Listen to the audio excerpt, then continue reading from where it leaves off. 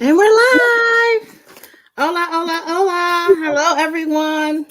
My name is Alberta. I'm Coffee. My name is Tiffany. I'm Cream. And together we are Queens of Conversations. Happy Black History Month. It is still February, the month of love. However, and we were supposed to continue with our Black Love series this week. However, we are going to take a turn to talk about some very important things that are going on in the world that still affects our histories. Um, we got our guest has been here before, and I'm gonna let Cream introduce him. Yes. So we have Dr. Frederick Engram Jr., and he is an assistant professor in the Center for Integrative Studies in Social Science at Michigan State University. His expertise lies in facilitating and understanding critical race theory to help make sense of the African American experience with racism within both the higher education and criminal justice systems. Dr. Ingram has published his work within media outlets such as Blavity, Diverse Issues in Higher Education, and Forbes. He is also a TEDx and nationally requested keynote speaker. Thank you for joining us today. No Yes, problem. thank Good to you. be back. Good to be back. Thank you. And I see. I just want to say this because some of you may not know. I'm sure all of you have heard about the tragedy that happened at Michigan State University on February 13th. There was a mass shooting where I believe eight people, 3 were killed and 5 were critically injured. And if you all don't know, Dr. Frederick Engram, he is a Utica native, and he's also a professor at Michigan State University. And I just want to say this because I didn't really know what's going on. I remember putting a post like, what happened at Michigan? Because I didn't see anything about it. And then he was like, there was a shooting. And I was like, really? So then when I Googled it, I started reading the articles about it, and I made a comment on your post. And then to me, I felt like I was taking the situation a little too lightly. And so I inboxed you, like, I don't want to disrespect you. I didn't realize, just how big and traumatic it was. So if I offended you in any way or you felt that way, I apologize. That was not my intent. And I am definitely am here for you anyway, any capacity that I can be. So I just want to say, I know that, Coffee and Cream, our goal is always to embrace, educate, and empower. And through this conversation, there has been many tragedies as it relates to mass shootings in the United States. And we as a people, Black people, I've seen a video of the young lady she was in another mass shooting at a high school that she went to, and then she was also a part of this one at Michigan State. And at the end of her video, she's like, legislation, legislation, legislation. And I don't know what that means. What about what do we do? I don't know what to do.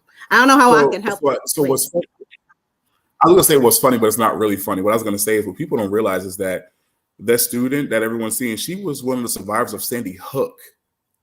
So if you remember Sandy Hook was the shooting that when most people say, there's a tweet that comes across Twitter periodically, and it basically says that when Sandy Hook happened and children were killed and legislation didn't happen immediately, that's when the United States decided that mass shootings no longer mattered. Once we allowed babies to be killed and to do nothing about it, is when we crossed that bridge of the mattering of lives and humanity. And so, and I think that is super poignant because now we have at MSU, we have people who are multiple mass shooting survivors, not just one. And typically, statistically, I'm sure this is not my area of expertise, so do not judge me, but I'm pretty sure that most people are not in multiple mass shootings like in their lifetime. Some people don't even experience one. So to be a survivor of multiple mass shootings, right, in our lifetime, we as a society have began to normalize what is taking place here.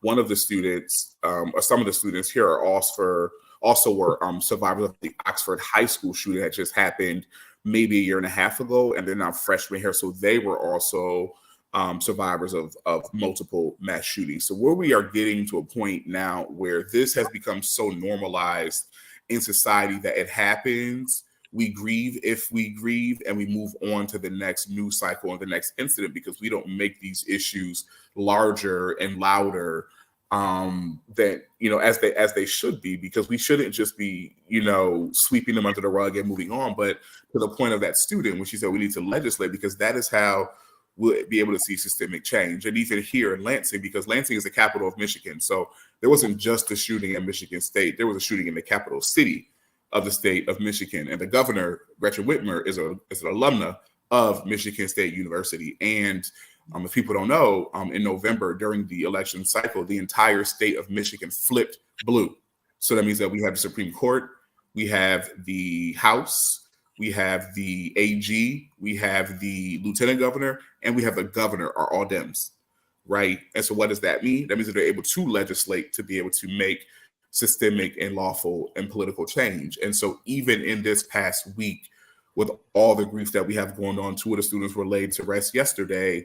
There's been 11 bills written up in regard to gun reform and gun safety and gun violence in the state of Michigan since this happened. And I think the only reason why that happened is because of the fact that the entire state was flipped blue. Okay. So let me go back, because my first question is, how are you doing? How are you doing as a professor, as in totality of this experience? How are you? I'm having a hard time. I am, like, Black folks, we're so accustomed to, like, even when the blows of fate are coming, that we still got to get up and we got to keep going. We got to keep moving. And being in Michigan by myself, my family's on the East Coast, right? So it's difficult being here. And I've had tons and tons and tons and tons of people who have reached out to ask if they could offer any advice. If I wanted to advance, I wanted to talk and that sort of thing. And I actually have a counseling session tomorrow morning at 11 a.m. So I'm going to see a therapist. But I have sat between sadness, being distraught, and just pure rage. When I was home, I had just got back in town on Monday when the first alert came out, and it was like, run, fight, hide. And that typically happens whenever there's a possibility of a shooting or whatever, but it could also just be someone set off firecrackers in some place and people assume there was a shooting, called in the shooting, and the university goes into lockdown. And so I just immediately canceled class, moved my students' exam because they had an exam on Thursday, and just waited for the rest of it to transpire. But then we began to see how major it was, and to the point that you made, I didn't realize it was so crazy. At first, my office is where 2 of the students died in the building that I work in, right? The entrance that they are showing on the news, the entrance that I enter to go to work. My office window is in the view that they show. So I'm having a hard time, because I think it brought up some stuff of our own. And I was telling you before we went live, it makes me think about the people that we know that we lost, particularly my peers. I think about Michael. I think about Will. I think about the shootings that we were part of, but not being a part of, just being out and about. Growing up in Utica, my first, when I was 15, I remember being at a party at the Leisure Time Center, and a shooting happened there. And I think about how fortunate we were to walk out of that and be able to go home and go back to school on Monday, and that be something that we could talk about or joke and laugh about, but not realizing just how dangerous that was. And the fact that when I think about the building and the entrance of the building and how the Berkey Hall, which is where they were, is built, it was not built for them to survive an incident like that. And I think that part for me is super sobering, because I don't feel like the students had a chance. And because of the way that he was walking around campus, if you weren't aware or paying attention, he had a backpack on, he had a jacket on. I mean, it's February, it's Michigan, so it's not weird that someone would have a large jacket on.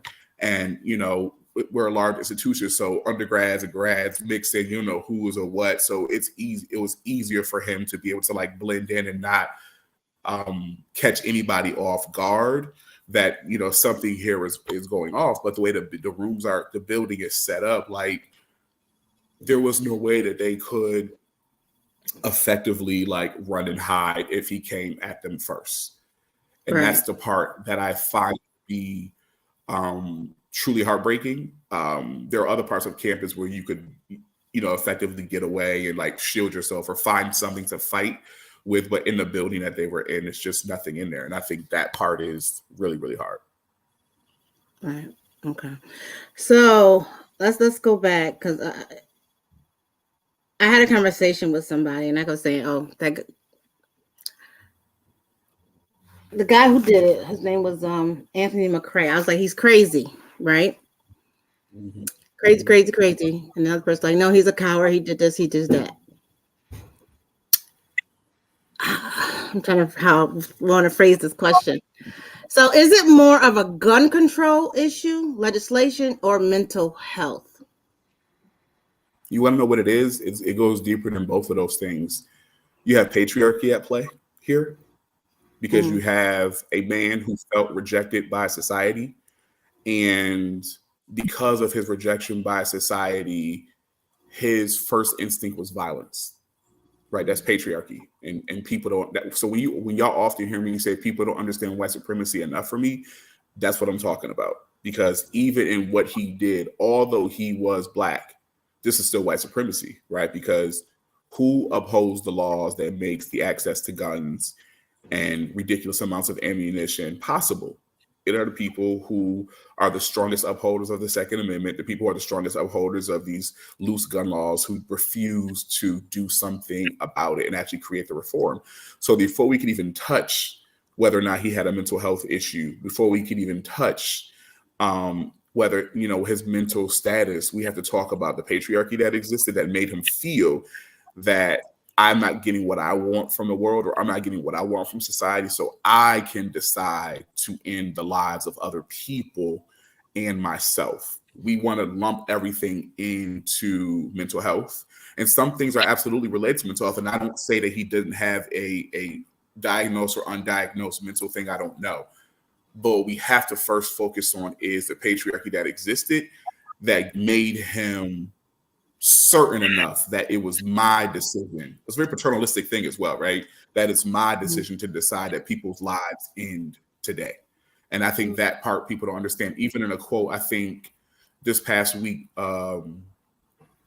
which one of the Cuomo brothers had the TV show? I can't remember if it was it Chris? Is it Chris Cuomo? One of the ones that had the TV show on CNN. Anyways, he got fired. Yeah, he got fired after his brother was removed, you know, in the investigation, et cetera. And one of the comments that he made was that he was so devastated by his firing that he was ready to kill himself and others, right? Because he got fired. Because he decided to take up for his brother when his brother was doing something wrong. And there is something very poignant about that. Someone might be like, oh, mental health. I'm like, listen to what he said. He said, I felt upset about my loss. And because of my loss, I then decided that I considered the fact that I could then take my life and the lives of other people. That's patriarchy, for a man to make that decision. Women don't generally do stuff like this, right? When women have these incidences, typically it's a harming of self and maybe a harming of someone closer to them, children, spouse, etc. But generally, you don't see women, and I'm not saying that there have not been women before anyone tries to be like, well, there has been a number of them. I'm not saying it hasn't happened. I'm just saying, like, statistically, women do not approach life in this way. And it's because women are not situated, in most cases, in this regard in patriarchy. Well, do that's you a hard think one to take in. I don't want to make this a grief conversation, and I don't want to make it about the shooter either, because I read that you know, he lost his mother like in 2020, and that's when he went, based on what the father said. That's when he changed. I guess became depressed, and you know, wouldn't come out the room, and the father tried to get him help, but he wouldn't get help, and I lost. You know, Chris Cuomo may have lost his way of life living. And he lost his mother. I've experienced great loss, right? And the cycle of grief, and part of that cycle is anger, right? And our goal is not to get stuck in depression, anger, bargaining, whatever. So my question, what about, and you may or may not know, what about grief, right? And with this trauma, what about the grief and trauma that comes with the aftermath? Because because like everyone is experiencing grief. You got the families, you got people who were indirectly affected by it and directly affected by it. Again, I don't want to make this about grief because and I'm going based on but what it's right, but it's fair. So what you have is this thing called survivor's guilt, right? And survivor's guilt is the thing where you feel like, where people sometimes feel like it should have been me, right? And my loved one should be here. I would have rather have gone and they still be here. And as a result of not having control of that, it does cause people to have feelings of rage and resentment and anger and all of those things, because it's being left here, being the one left here to make sense of those feelings and the loss, and to be able to deal with the person who was most important to you, or the person who was the strongest person in your life, or the center of your life, no longer being able to be that. And now you have to navigate the world by yourself. There's a guilt that comes with that, survivor's guilt. And that's why they call it that. And so for some people, we situate ourselves in the grief. We find ways to healthy ways cope with that loss, so we don't become to the point that you may situate it in it, anger, bitter, and living life in that way. And other people are not really well situated, and they begin to do scapegoating, right? Which will allow them to have a feeling of, I'm angry about this, but I'm going to take my anger, my rage, my resentment toward this and place it here. And so what we saw with Mr. McCrae is the scapegoating hypothesis, where he took his rage and his upset about a particular thing and aimed it at unknown Michigan State students. Because if you look at it, he killed a white male, a white female, and an African-American female, right? And then the 5 wounded, so far we know, one is Latinx, one is Asian. So what we don't have is a racialized rationale for why he did it. So it wasn't like he was looking for white men, looking for white women, looking for black women, looking for Asian men, looking for Latino women, right? So we know that. So his rationale is not because of, I dislike a particular group of people, right? It was situated in anybody who he probably saw was and is a target. And so although we haven't seen, and there hasn't been a full workup, the investigation is still obviously ongoing, so we don't know the full details of that, but based on the details that we do know, it does not lend itself to say that this was a hate crime. You know what I mean? It doesn't lend itself to any of that. It was just random. And that's the part that is really going to be really difficult for people to deal with, because it's easier when you can be like, well, the reason why he did it was because he was bullied by those people. The reason why he did it was because, he felt wronged by someone in that department, in that institution, in that space. But since none of those are factors, we go back to then what was the reason? And the reason is he felt like it. He felt like it. I have a little twist on something, and I want to ask your thoughts on it. Yeah. So the word says everyone who hates his brother is a murderer, right? Hate your brother, you're a murderer. So let's look up the word hate real quick. So the definition of hate is feel intense or passionate dislike for someone, right? Which could be, we could study that a lot more. But if we look at love and hate, and I wanted to bring this, I feel like it just ties in so well together, because we had this series of love, and now we're talking about this tragedy. And if hate is likened unto a murderer, perhaps the issue with man, right, it's not just so much gun law or the legislation and all these things that we're talking about. What if it's really love? What if the real issue Mm, is love? And if that is, if we could mm, just simplify it to those two things, love and hate, how can we increase mhm, love, which is then going to mhm. help decrease hate? And that's my question to you. I think that's How a fair way to look at it because I think it's a fair way to look at it, but that's because I think the point you raise is I think you could also simplify that because how could you harm people that you love, right? Mhm. In a way, and there's things that you can't control, like I made a mistake, right? I ate the last burger and you really wanted it. I drank the last juice, you really wanted it. You can apologize for that. But when you're talking about, like, when you look at siblings, you look at people, and I get really angry about a lot of things, but I can't fathom the need for me to go and end somebody's life, right? Because my life is situated in liberation, my life is situated in abolition, my life is situated in love. And because I see myself in those ways, like I couldn't fathom ever doing something like that Mhm. except for self-defense. You know what I mean? And so because people are situated in grief takes like you said, Alberto, takes shape in a lot of ways. But I think also people not having healthy outlets to deal with stuff. I also think that based on what his dad said, he might have also been an incel, right? He's 43, he's unmarried, he doesn't have children, he's in a room.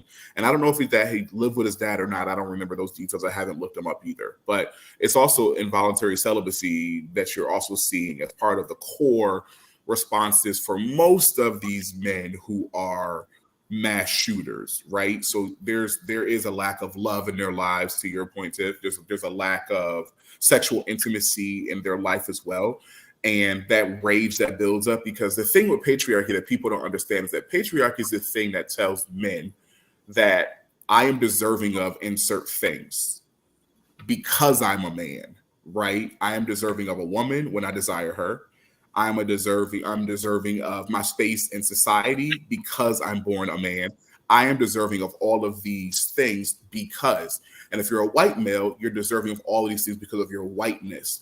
But when you're a black man, what do you do? Because you don't have whiteness to default to, right? And so you have these rages of women not being interested in you, particularly the women that you have interest in may not be able to get the job that you want or not qualify for the job that you want because insert racism systemically and all these other things. So where do you put that rage? Where do you deal with that absence of love in your life, right? A lot of people don't know where to put it because people are not talking about it. They're not reading about it. They're not journaling about it. They're not going to see a therapist about it. They're certainly not praying about it, right? So where does that rage go? It just builds and builds and builds and builds until you find yourself in some cases in the situation of Mr. McCray. And when I think about that, there has to be, because there's a certain level that's beyond rage, right? Mhm. We've passed the point of rage when you decide to enter a building and pull trigger at people who you don't even know. Like we've gone beyond the point of rage, and people would jump immediately to a mental situation, and that may be the cause for some people, but the way that we have seen, the footage that they have released of him, there does not seem to be that same correlation here, right? But what we do see is incel behavior, right? That's one of the things that is most present here. Um, and I think that part is a piece that we have to address, right? Because the incel behavior is directly a byproduct of patriarchy and this idea that as a man you are deserving of certain things, and I think because we don't wrestle with what that means and what it looks like and the foundational understandings of white supremacy, we do here goes the problem, and this is us, right? We named it all the other things, right? Instead of hitting here, right? It's mental health, it's this. No, bro, it's this right here. And because we refuse to name white supremacy because we don't understand it, we don't understand how to deal with the byproducts of what that looks like. Okay, so one of the commenters, his name is Frederick Rush. He goes, "What happens when the hate is of oneself?" Another person stated, "Men are often pressured to perform based on their assigned roles in the fabric of life. Men are viewed as provider, protector, and the head of the family unit. When some men feel defended or lack the skill to maintain those roles, some may lash out in a destructive way. And what is that called? It's called patriarchy. Right? Because patriarchy is the thing that told us what our gender identities are.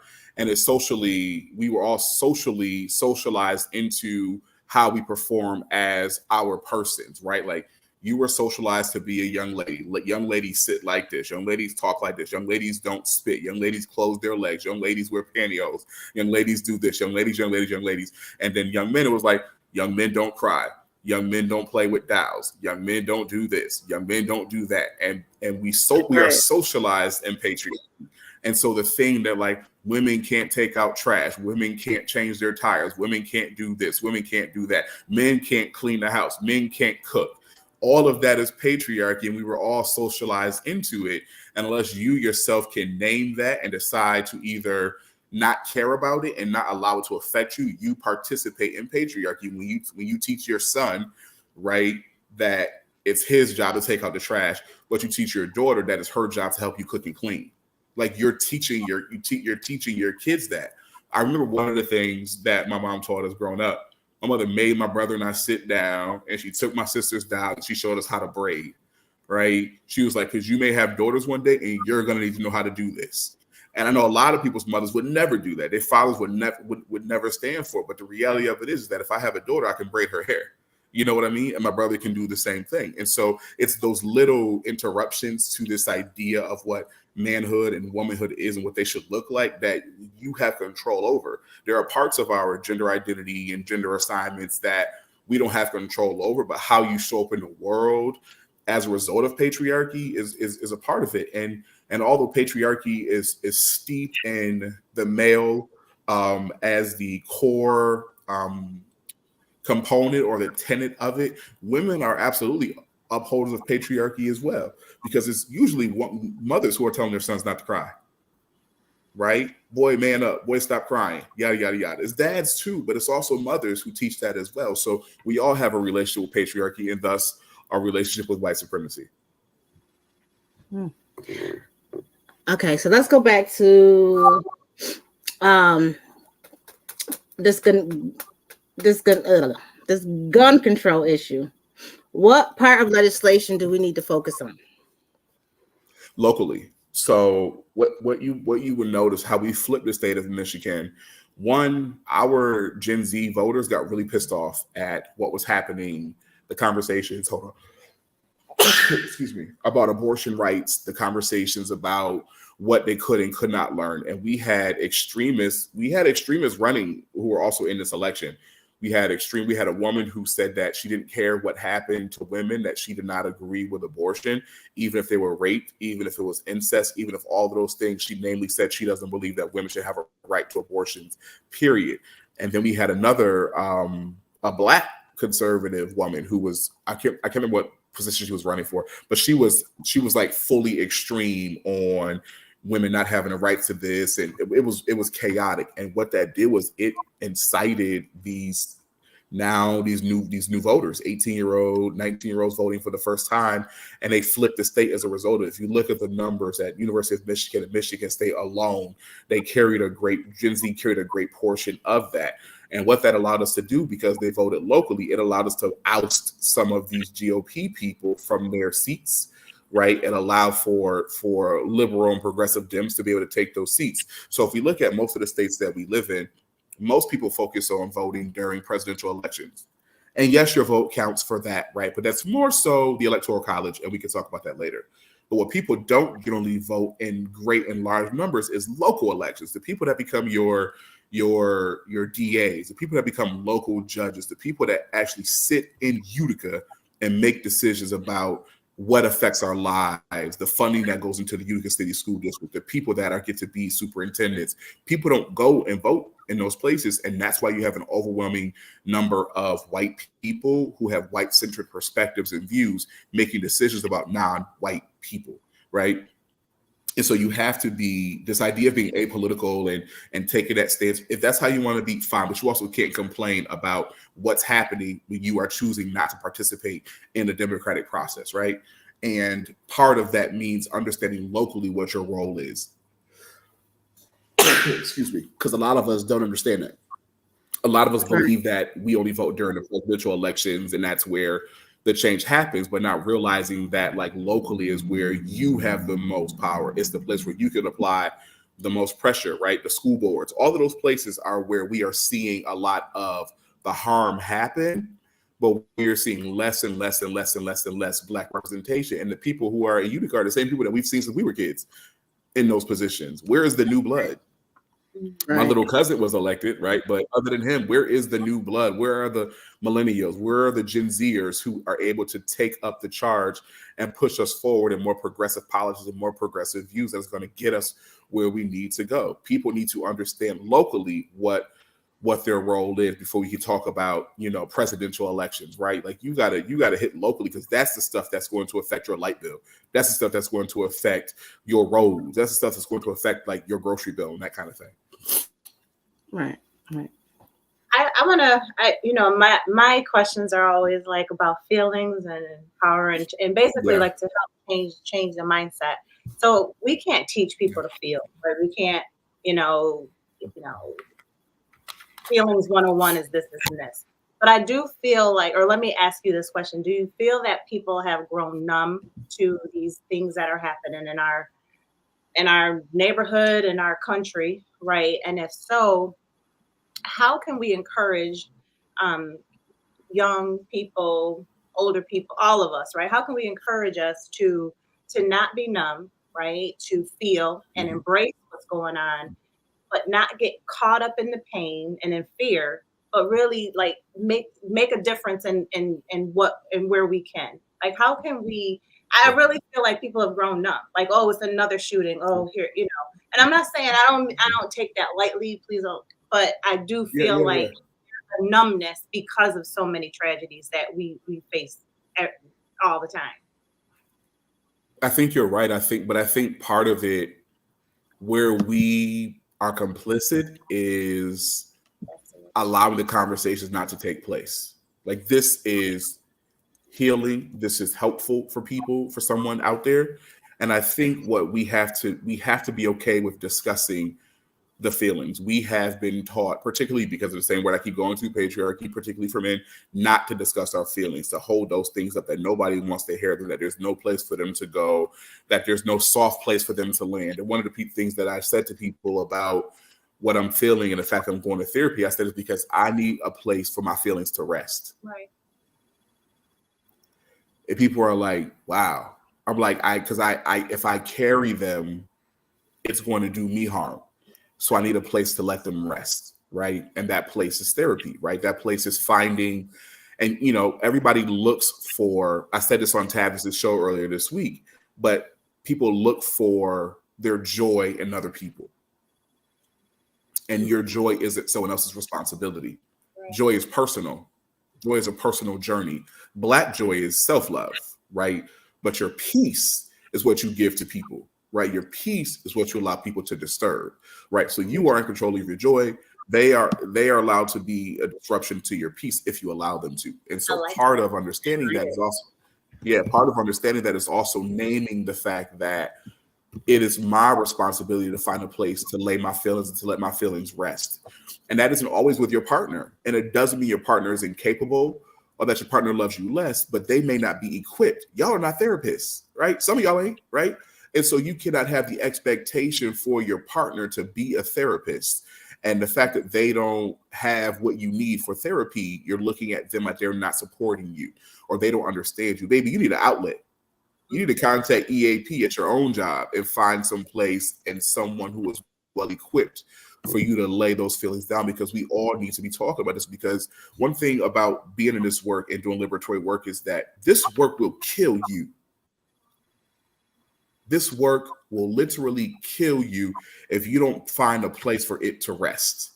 Because if you don't find a place for it to rest, it's going to rest in your chest, in your breast, in your lungs, in your heart, and it will kill you. That's true. That is true. So, go ahead, Tiff. Go ahead. You have something? Oh no, I really like the fact that you shared that going to therapy is a place to let your feelings, emotions, thoughts rest. And I feel like we've talked about this. Mhm. We talk about this all the time. We've talked about this previously, that it's such a, it's seen as negative to go to see a therapist, man or woman in our community. And I'm glad that um, you explained it in that way. Um, so thank you for that. Thanks No for problem. creating the copy. So, where do we go from here? I know you probably get that question a lot. Where do we go from here? Like, what's But what are we supposed to do? What happens next? And I think reading, and people hate when you say that. I'm like, bro, but how do you expect to know? Start small. Do little things, right? And not just reading the headline of stuff, right? Like read little things. Like what new bill is passing in the state of New York that's going to directly impact you or your kids or your neighbors' kids or your nieces and nephews. Mhm. What is coming up that directly will affect you, your paycheck, right? Your house bills, right? The oil you got to put in that house, whatever you got to put in your house. What can you do? Is there time for you to get involved, right? We have to do that, right? A lot of us shy away from stuff. I hear so many people, particularly from my generation, the generation behind us, talk about like, I don't watch the news because all it does is depress us. But then I watched the number of people that had no idea what I was dealing with this week because they refused to watch the news. you There are know? people who were texting. Yeah. I Go get ahead. that because after the George Floyd thing, I totally disconnected. I just couldn't. I was tired. My soul was tired. My spirit. I totally disconnected from everything. Mhm. And one of the reasons why I went on deployment um, to help the kids at the border was because I was Mhm. trying to reconnect and to know Mhm. that there's still purpose in this world. There's still things that need to be done, and mm, and to reconnect myself politically. But when all that Yeah. George Floyd stuff was going on, I stopped watching TV. If I seen videos or anything, I scrolled by because I was Mhm. exhausted from it. Like it literally drains you. That's why I hate. It does, and that's why you have to have the healthy. You got to find the healthy ways to cope because it does, it feels nonstop, right? Like it feels like we are still dealing with the mass shooting in Buffalo. We still dealing with George Floyd. We still dealing with Ahmaud Arbery. We still dealing with Breonna Taylor. And on top of that, now we got more high school shootings. We got more shootings in churches. We got more shootings, in colleges. And it never gives us time to rest, right? And to the point. And so we got to take shifts, right? If you think about the people who led us in the movements before, a couple of things. One, everybody is waiting for the leader. Bro, you are the leader. I You agree. are the leader that you're Yeah. waiting on. You know Yeah. what I mean? You are the leader that you are waiting on. We are waiting. We want somebody else to. Everybody's big on get somebody else to do it. That's the urge. But if you want somebody else to do it, like it may not get done in a way that you like it or in a way that you need it to, or your voice may not be a part of that conversation. So you have to get involved, if for no other reason than to have your voice heard. And when we think about those leaders in the movements, most of those people were not sitting around waiting for a chance to jump in or waiting for something to pop off. When I think about my life prior to the last decade, I didn't see myself here.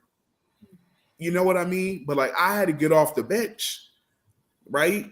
When I talk about liberation, I talk about it as a responsibility and a job that we all have, Black people, non-Black people alike. If you believe in anti-racism, if you believe in the disruption of the status quo, we all got a job. We all have a role. And maybe you're not someone who marches. Maybe that's not what your role in the liberation is.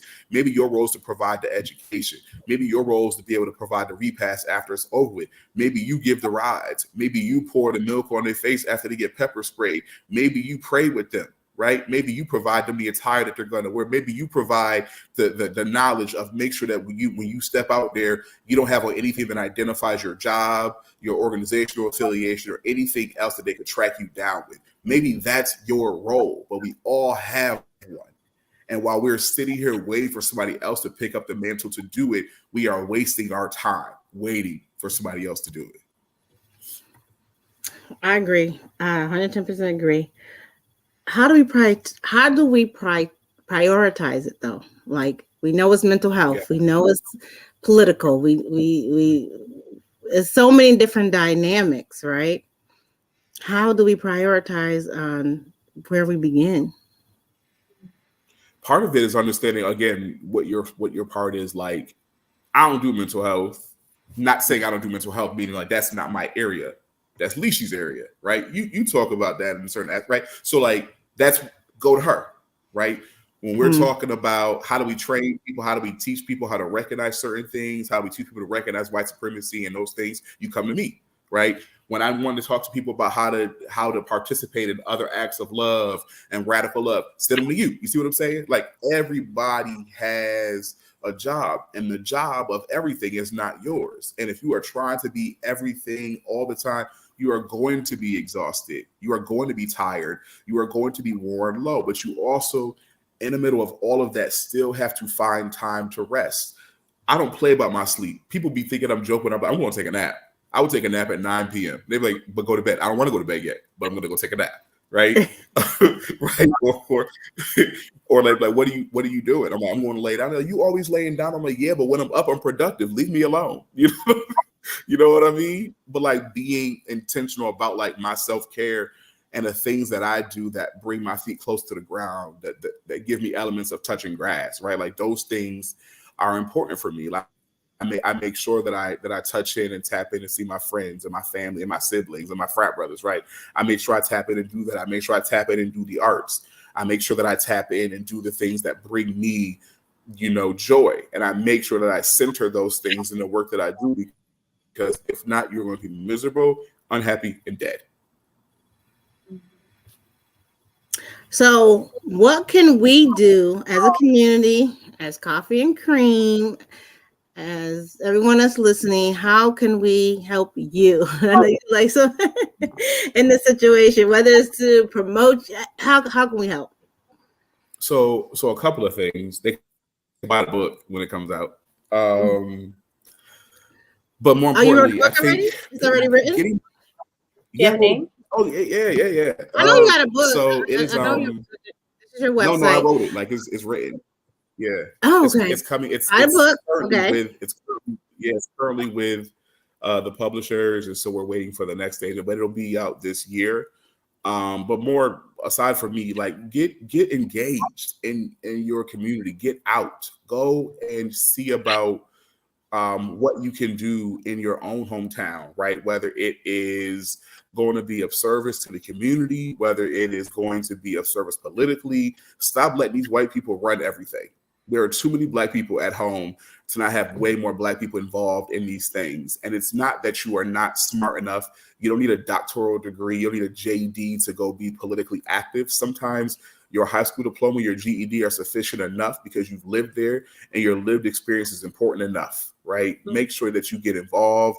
Don't feel like you got to be a particular kind of person to have a voice that matters, right? It can't be only Dr. Engram and Dr. Boyd and Dr. Grimes that have voices that matter. It has to be the people who are affected mostly by some of these instances and these changes and these challenges. The people who are the most impoverished at home should be the loudest.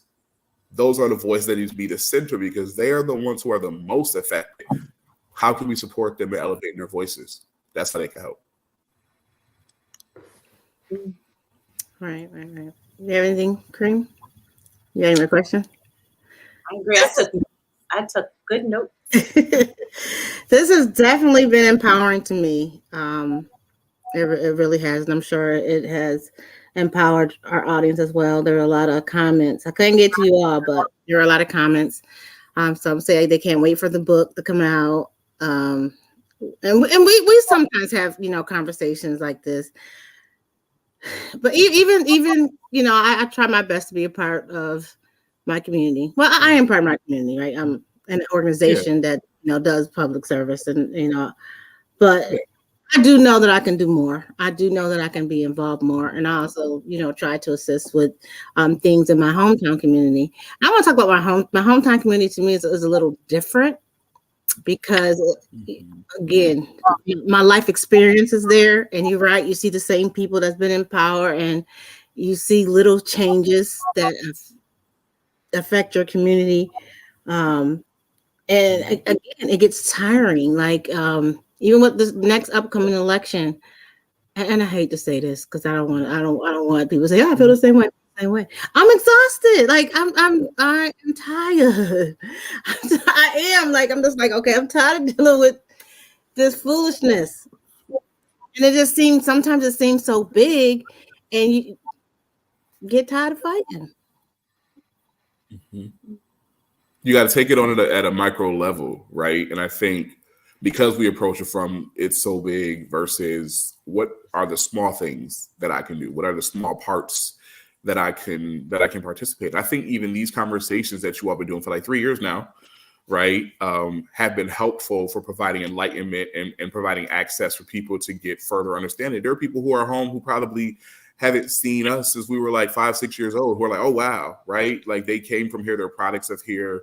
So there are good things that come from here, and that may inspire somebody to inspire their children to do more and to be involved and to be engaged. So I don't think that you should minimize what you do, even from a distance. I think that a lot of people assume that because you're not physically on the ground that you're not helping, right? If you are providing some level of positive reinforcement, whatever that may look like for them, that is still a help. It is still a help. And I feel like for me, it's following what I'm passionate about. So I'm passionate about teen moms. I'm passionate about teen pregnancy, second pregnancy prevention, and I'm passionate about housing and development.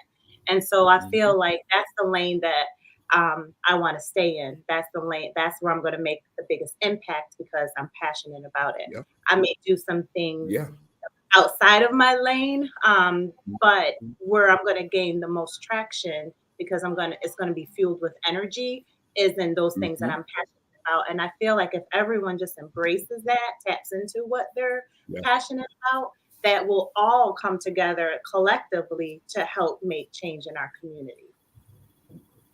I agree with you. I think I say all the time, and in these conversations with my mom, I'll be like, what did you want to be before life happened? She's like, what? That's a good question. Like, listen to the question. It is. I said, listen to the question. What you want to be before life happened. And what I mean by life is the things that began to occur that made you feel that those things were impossible. That's life. What did you want to be before that happened? And that's what you're supposed to be doing. Now, your job is to figure out, how do I get there? My mom found something I wrote. She's like about a year ago. She called me really emotional. She was like, you wrote this at 13. How did you know? She said she found something that said I was going to be a doctor. She's like, how did you know this? I was like, I think I've known all of my life that I was destined to do more, right? And I've lived my life in that way. But I knew early on that I was going to be a lawyer or a doctor. I did know that. I knew that for a fact. I didn't know how you get there, right? I didn't know the steps, but I knew that if there was a way for that to happen, it was going to happen, come hell or high water. And I never allow things to get in a way to prevent that from happening. And those things are life.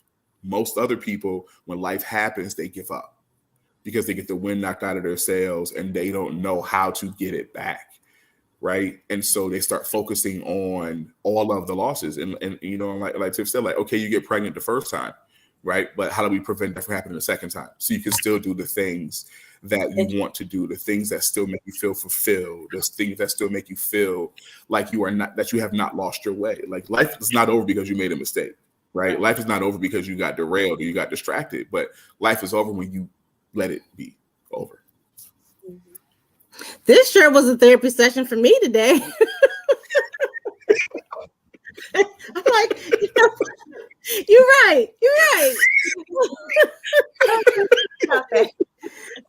Let me send that invoice in the mail. Great segment, very good delivery, informative. Yeah, I appreciate you for Dr. Frederick Engram Jr. I really do. I see that you are on the Tava Smiley podcast. You're blowing up, and you're not forgetting about the little people. I appreciate that. Not at all. Never. It's all very like I have out of body moments myself. So I'm like, bruh, I just did that. It's crazy. I have moments too, and as long as I'm still like that, my feet will always be on the ground. Yeah, so listen, if you ever need us in any way, shape, or form, if you need us to show up in Michigan, if you need us to anything, if I got $1 and you need 50 Yes. cents, you got it. Um, um, so as far as Michigan State, is there any Yes. fundraisers? Is there anything going on There there are that, one was just released. One of the young men who was shot is now paralyzed from the chest down. And he's Asian, and his parents are non-native English speaking, and so they're here um, as he recovers. And there's a GoFundMe. If you look for MSU, students, you will absolutely find it. But I know his, but they've been doing a really good job of keeping the names of those who were injured private, to kind of protect them, the students and their families. But one of them specifically is they're looking to raise money for to help his parents while he's going through his recovery. That's the one that I know of for certain. I think there's another one because I think there's another Latina who also is injured. So of the 3 that died, their funerals happened, but there's 5 who are fighting for their lives still. And so there are ways that people can help in that regard. all right, I'll do the research. I'll find that GoFundMe and I'll post it in this group. If there's anything else that comes up that you may need our assistance, please let me know. I'm there. We'll do what we can. Again, thank you so much, Doctor. I really feel like this is a therapy session for me. Like seriously. look, I was coming to ask you the hard question. I'm like, you know what? Let's touch right here. We got some healing going on today. You need to get back at you and let life done got you. It's time to move again. Yes. Tell you, So like people like, how are you so introspective? I'm like, bruh, I write, and it helps. It helps. But thank y'all for having so me. when is your book going to be released again? So we are waiting on the date. So the book wasn't due until I think this week coming, but I turned it in early, and I don't know how I did that. That was God, bro.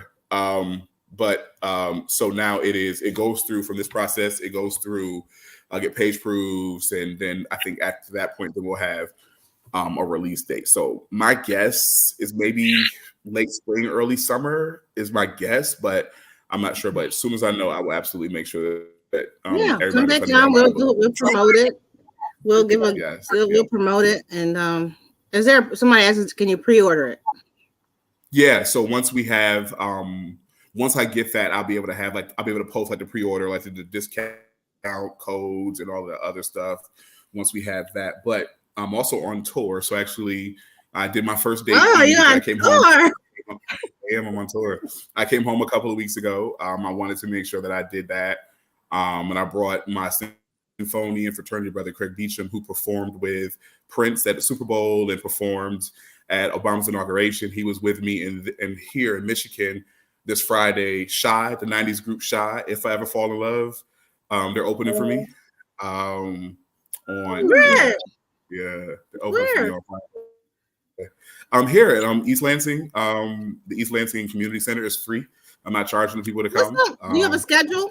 Because I'll pop up now. I will let you know. Like it's going because there are people who are, because first I wanted to just do four short dates. I wanted to go home here, I think DC, but now that people have heard, people are requesting. So once I have more dates, I'll be able to share those. But it is. Yeah, let me know. I virtually attended the one at Utica University. I virtually attended. Yeah, so we're trying to. My book release, we're trying to do it big. We're trying to do it big for the book release. So I probably got to bring that home. I said probably New York City. There's some talk about some folks that want to come and perform there. So I will let folks know when it gets close. Please do.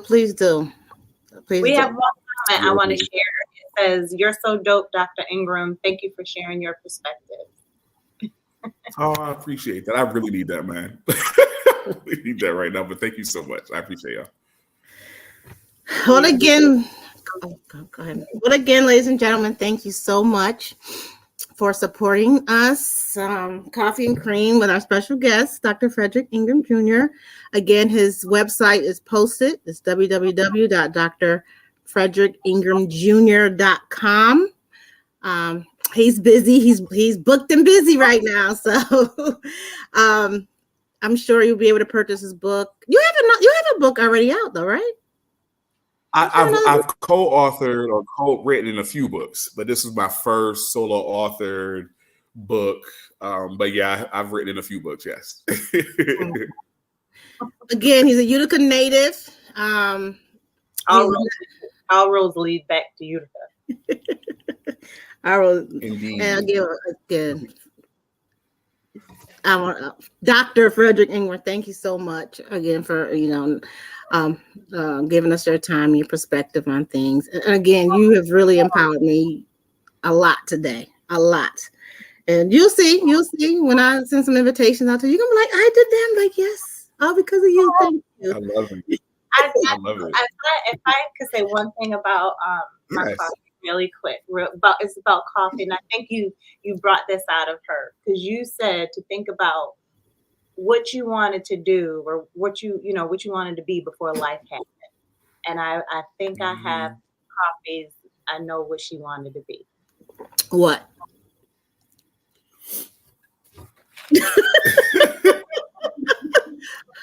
What I want? Look, good. A dancer.